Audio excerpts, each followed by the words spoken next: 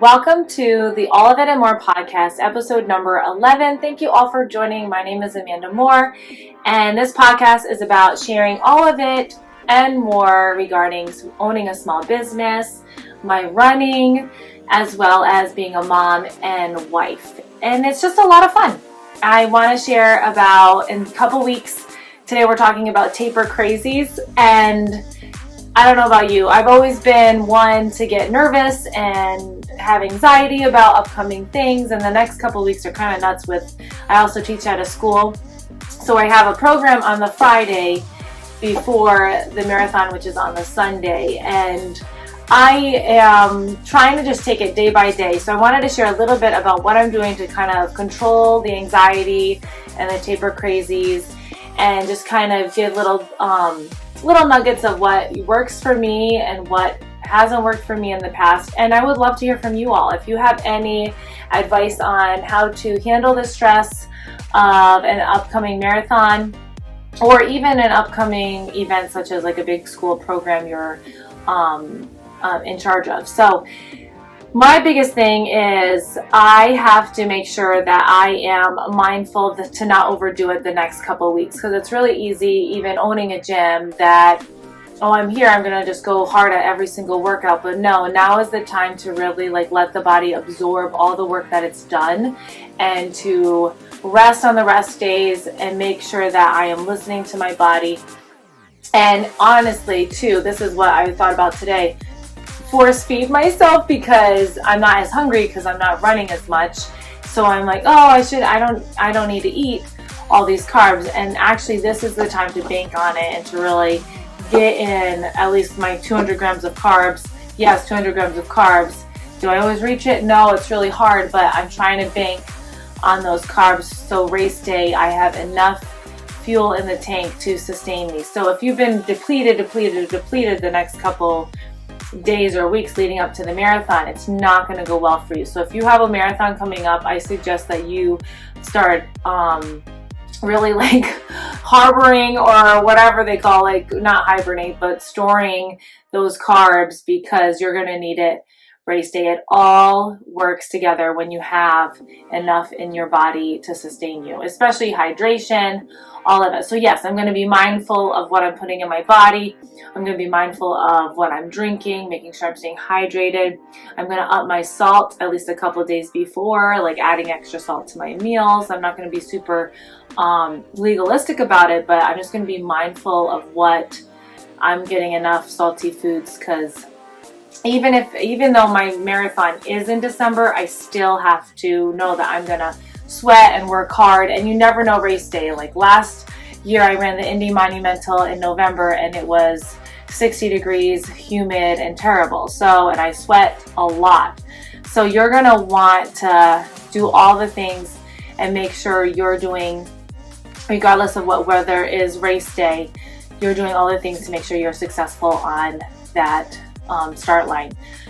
So making sure I'm looking ahead, and also when you're in those moments that you start doubting, because everyone were like, and it's normal on your little tune-up runs leading up to the race day to feel more tired, to feel like, hey, there's no way I can hit marathon pace for 1 mile, and she's asking me, or my coach is asking me to run this at 26 miles. This is crazy.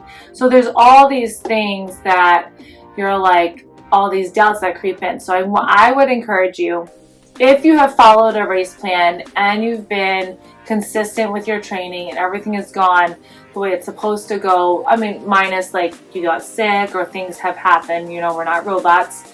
But if everything has gone as planned, look back at your workouts that you've done and be like, okay, wow, I just did 10 miles at marathon pace. I did that workout. That was crazy.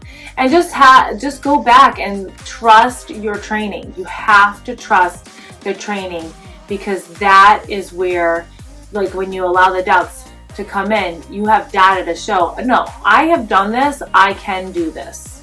And then set realistic goals for yourself. Don't be like, well, my coach has trained me for a 3:10 marathon, but I'm going to try for a 3:05. Like, that's not realistic. Like, be smart, because you're going to set yourself up for failure to think that you're going to achieve something that's just not realistic. So be realistic in your goals for that.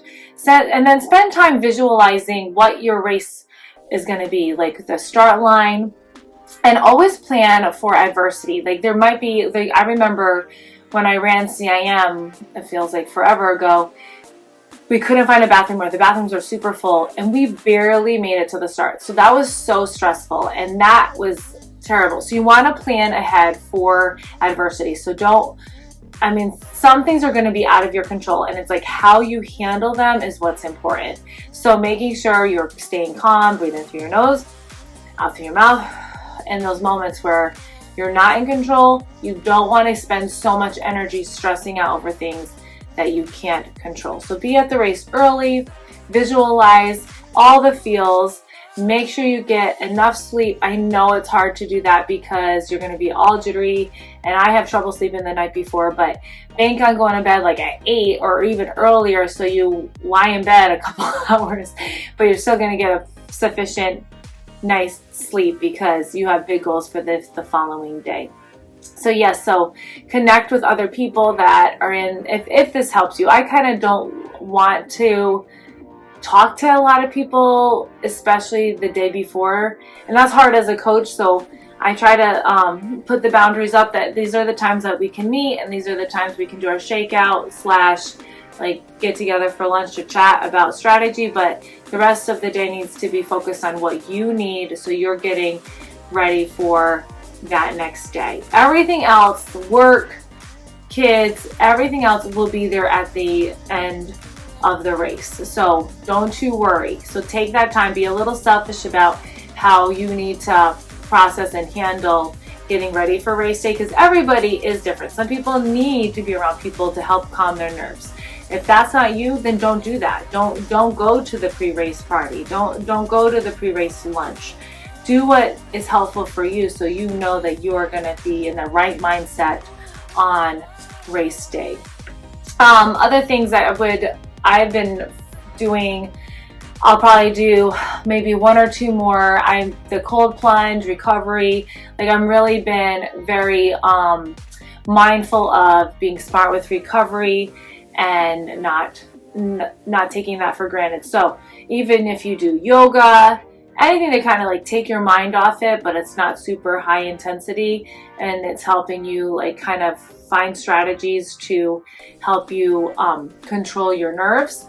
That's what it helps me with the cold plunge. It's like you get in and it's so cold and you want to jump out, but you control your mind and you get in and you're like, no, I can do this, and learn how to breathe and work through the anxiety. So if there's ways that have worked for you in the past, or you need to tap into that, like explore different options, whether it's yoga, whether it's Pilates, or breathing techniques. Reach out. I have some resources that can help you and get you the cold plunge therapy, compression therapy. All of it is super, super helpful. And it doesn't hurt to, I have one run client that she's going to a specialist for, she's had some toe surgery, so she's with a corrective runner specialist who's helping her with her running form, as well as just like scraping her where it hurts, like just like more physical therapy. And she also helps with like the mental aspect of racing and being a runner. So it does not hurt to ask for help with therapies on that realm as well. So there's so many things that you can do to help with the tapers, but I think the biggest thing is to talk about it and to know you're not crazy. You are not crazy. It's normal to feel this way. You've been so active, and then all of a sudden your coach is asking you to take 3 rest days, and you're like, wait, what? So it's normal to feel the way you're feeling. So, but also bank on it that it's important for you to follow the plan, and so that race day it will all come together. You're going to feel so strong and confident in your performance because you followed the plan. So any other tidbits or pointers, please drop a line below. We would love to hear your advice on how you handle the Taper Crazies. But that's all I have for today. I hope you have an amazing rest of your day. And thanks again for joining. You guys are awesome. Appreciate you all. Bye, friends.